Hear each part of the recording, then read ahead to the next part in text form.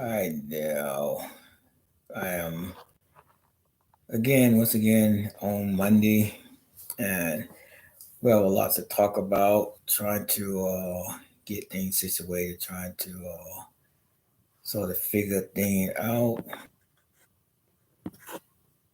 But the question tonight would be a lot of whys,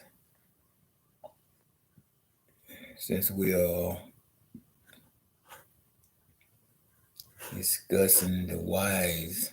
I have a lot of questions for tonight, and maybe some people can answer, some people can't.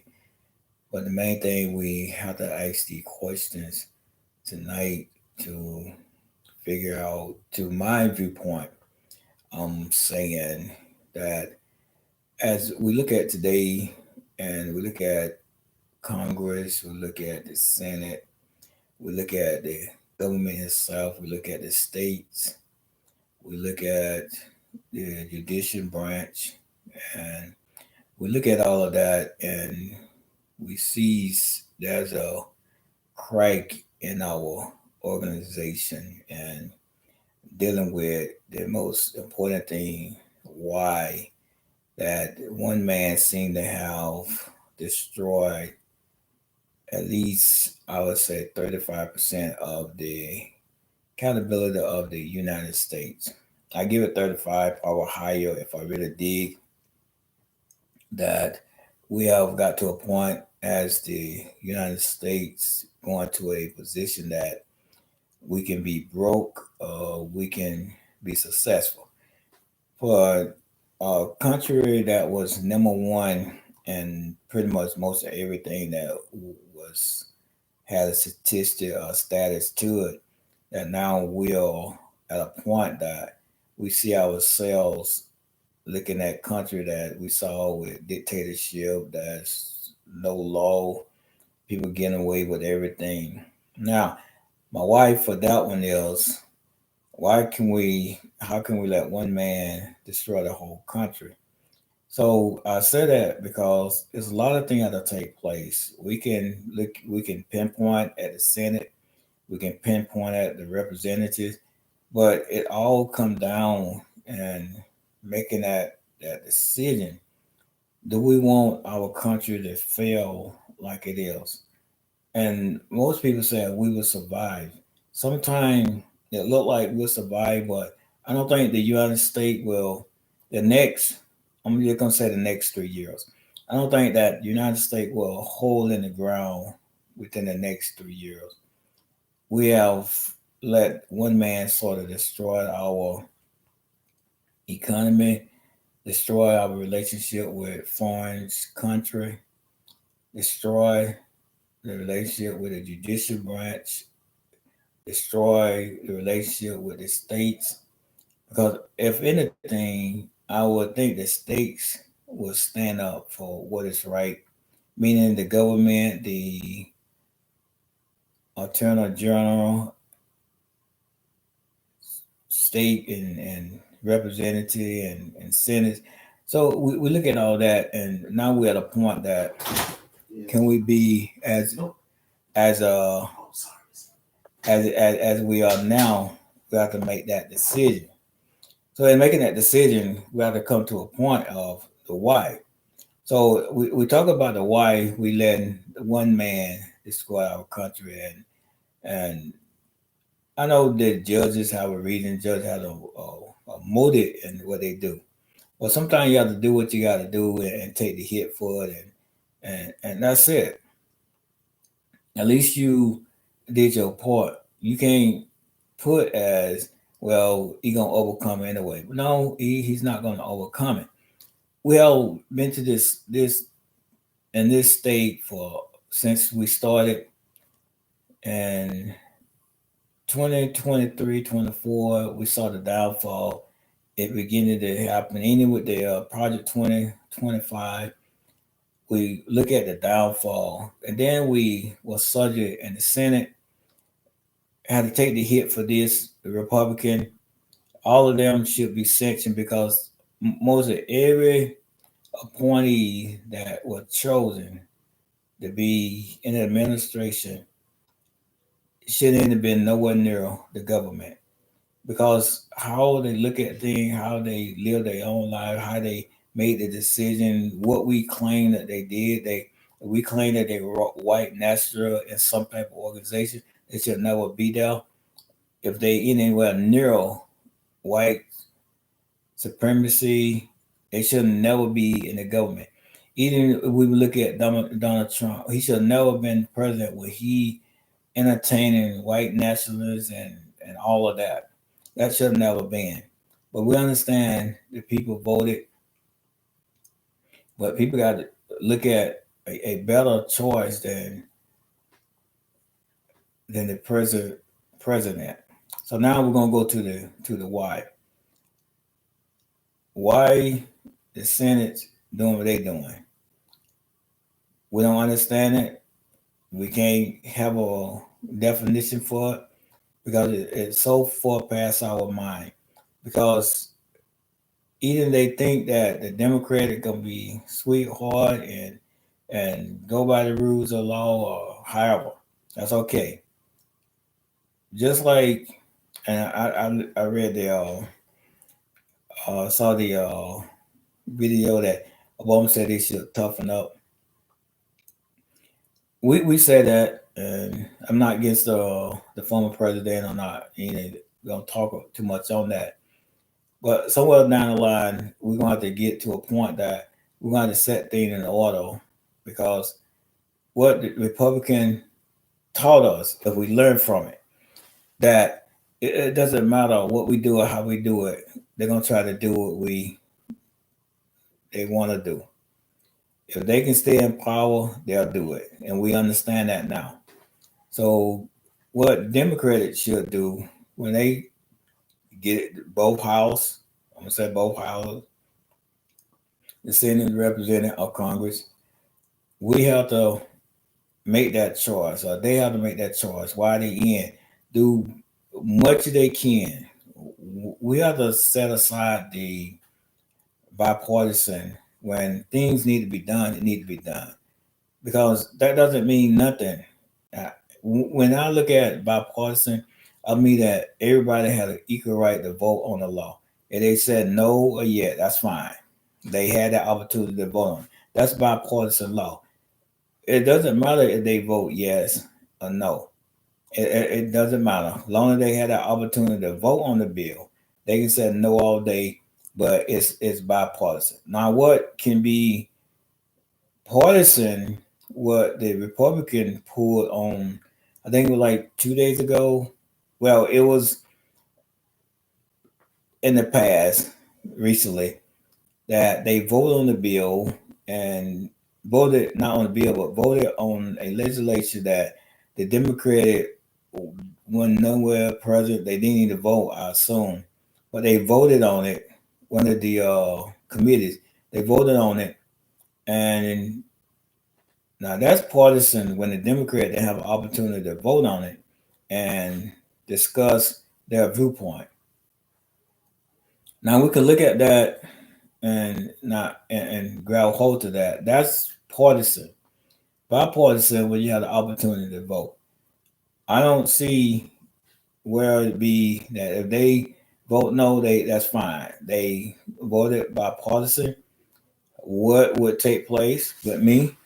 I will have them. They can write a letter. What they talking about? I won't even have them let them speak. They can write a statement and we upload it on the website. And if people want to look at it, that's fine. That's so awesome. So I would do it the other way. They don't have to stand there and talk what they want, don't want, or how they don't. They put it on a letter statement form that the public can see it. And I will go in that direction. They won't have to stand up there and talk about how bad this bill is, how worse this bill is. They just have to make a statement and upload it on the government site and call it quit. But we got to be stronger, and we can't worry about what people will say. It's not so much the Democrat that vote Democratic; it's the Republican. We can't worry about what Republican voters say if they want to stay on that side. We can't worry about how they will say, how the media will say, hey, they are doing things partisan or whatsoever. We can't worry about the media because if you look at right now, the social media, all of that newscasts, they not reporting the thing that should be reported.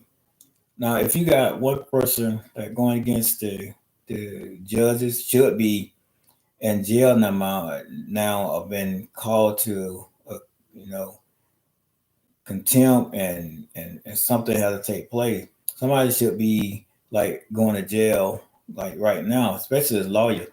All of the lawyer that tell you the jeopardize the Constitution and said crazy things for one man because they're not doing it for the whole citizen, but if they were doing it for the citizen, every citizen can go to court and say, hey, that wasn't me.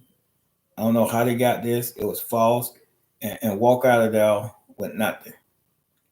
Now, the worst thing that we could look at it and looking at this administration now, every part of that administration had got a bad route.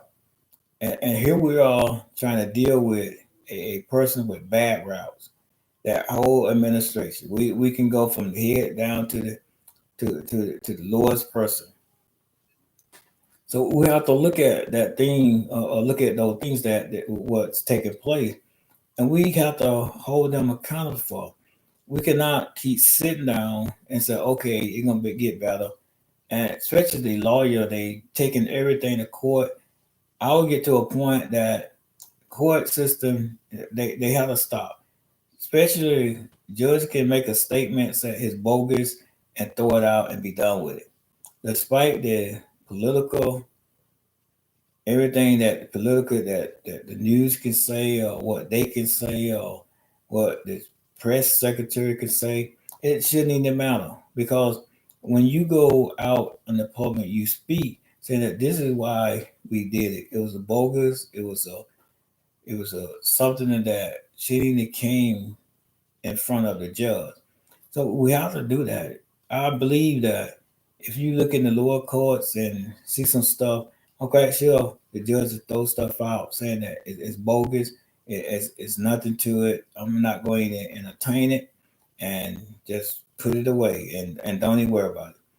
That's what have to take place. We accepting too much because when you start accepting things that shouldn't be, that's when this country get worse, and that's what it look like it's going to. 'Cause every little thing is there's no law in it. When you know somebody is committing something, that should be a law that stop that person from doing it, or else they go to jail. Sometimes you have to do what you got to do, and close your eyes to all the news. Close your eyes, close your ears to what they're saying, and do what's right. Because things that taking place now, it shouldn't. We shouldn't be here where we at today. Because every president have a take an oath and that defend the Constitution. And when that president is not defending the Constitution, that's when we should stand up and say, "Hey, you can't do this. You can't do this no more." And it fails so much that this first this president when he had his first term and when the Senate did not impeach him then and prevent him from being president again, I think that was the worst moment. And that's why I say it was the worst moment that we were. And then when he won, I said, man, this is gonna get worse. Picking up from the first term and now, and just imagine if he would have won that second term straight, we would have been such a mess. And I thank God for Biden I know he ain't the best when we look at Biden, his age, and I had the confidence in him. If he would have run the second time, he would have won. It wouldn't have made no difference as a point if he did lose because we know now it was a loss. But I think he would have won. I'm not saying that because uh, former Vice President Harris lost. I had the confidence that he could have pulled it off, despite that what his poll number was. But then you have to look at all of that, and when you're making choice, you just can't make a bad choice. You just can't make any choice. And then most of the time, people like say, "I won't make no choice." Well, you have to make a choice just to stay, keep the government right standing. Because if when all the people didn't vote, now we have to deal with someone that should never have been in the office. But that's all said and done. I'm not downgrading nobody. I'm not criticizing nobody. But you do have to still vote. Vote for somebody. But all of that, where we at now? We're in the 7th month, July, going in 8 month, and we just hope that midterm be a change. But we can say midterm all day, and I just hope that the judicial don't get so weary because they got a long way to go. We still got a year and what some months to wait for midterm, and that's a long time. I know sometimes they'll cut some of the stuff out that when they start campaigning and when they start running and going here to here, they can't make no big mess. But